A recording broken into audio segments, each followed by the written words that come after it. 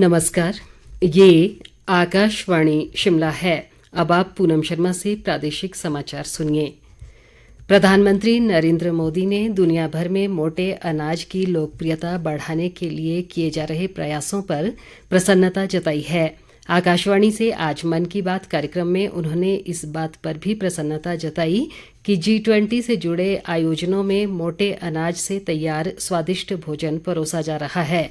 प्रधानमंत्री ने कहा कि दुनिया भर में स्थित भारतीय दूतावास भी मोटे अनाज की लोकप्रियता बढ़ाने की दिशा में निरंतर प्रयास कर रहे हैं। उन्होंने कहा कि विश्व में मोटे अनाजों की बढ़ती मांग से छोटे किसानों की स्थिति मजबूत होगी। प्रधानमंत्री ने कहा कि भारत लोकतंत्र की जननी है और लोकतंत्र भारतीय जनमानस की रगों और संस्कृति में रचा बसा है। उन्होंने कहा कि भारत दुनिया का सबसे बड़ा लोकतंत्र है और भारतीय समाज की प्रकृति भी लोकतांत्रिक है। प्रधानमंत्री ने जन सहभागिता से भारतीय लोकतंत्र को मजबूत बनाने की अपील भी की। राज्य सरकार ने आगामी वित्त वर्ष का बजट तैयार करने की प्रक्रिया शुरू कर दी है। बजट को और अधिक लोक केंद्रित बनाने और बजट में समाज के विभिन्न हितधारकों की सहभागिता व विचार सुनिश्चित करने के लिए सरकार ने सुझाव मांगे हैं। एक सरकारी प्रवक्ता के अनुसार सुझाव आगामी 15 फरवरी तक ईमेल budgetidea.hp@gmail.com या वित्त सचिव के कार्यालय को पत्र के माध्यम से भेजे जा सकते हैं। वित्त विभाग के वेब पोर्टल पर भी सुझाव भेजे जा सकते हैं।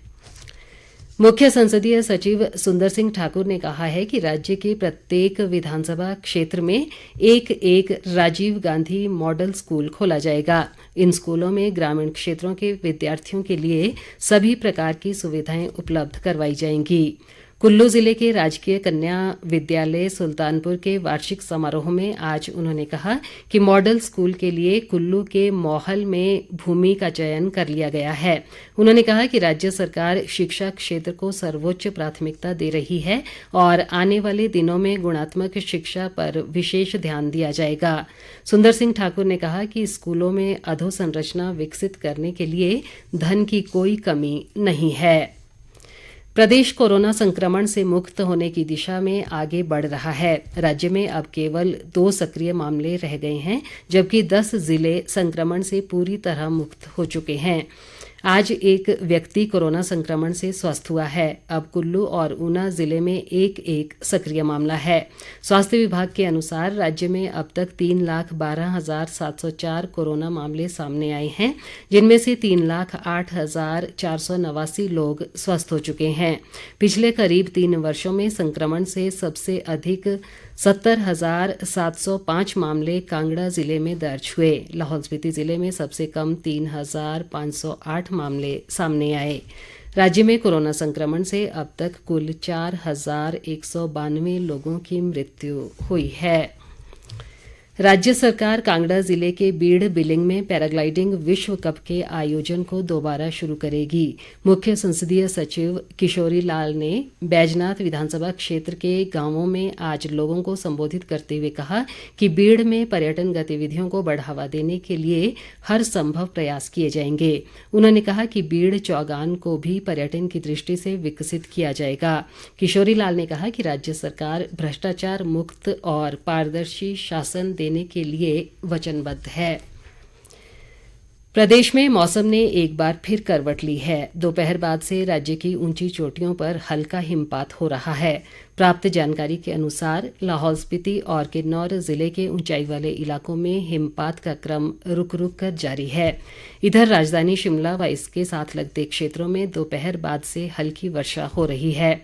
मौसम में आए इस बदलाव से दिन के तापमान में एक बार फिर गिरावट दर्ज की गई है। राज्य के अन्य इलाकों में भी बादल छाए हुए हैं। मौसम विभाग ने अगले 24 घंटों के दौरान ऊपरी इलाकों में हिमपात जबकि निचले इलाकों में कहीं कहीं वर्षा का क्रम जारी रहने की संभावना जताई है। शहीदी दिवस कल मनाया जाएगा। इस अवसर पर देश की स्वतंत्रता के संघर्ष में अपने प्राणों का बलिदान करने वाले शहीदों के सम्मान में 2 मिनट का मौन रखा जाएगा। राज्य सरकार के एक प्रवक्ता ने शिमला में बताया कि सभी सरकारी कार्यालयों, शैक्षणिक संस्थानों और सार्वजनिक क्षेत्र के उद्यमों में कार्य और आवागमन 2 मिनट के लिए बंद रहेगा। इस अवसर पर स्वतंत्रता संग्राम और राष्ट्रीय एकता विषयों पर वार्ता व भाषण आयोजित किए जाएंगे।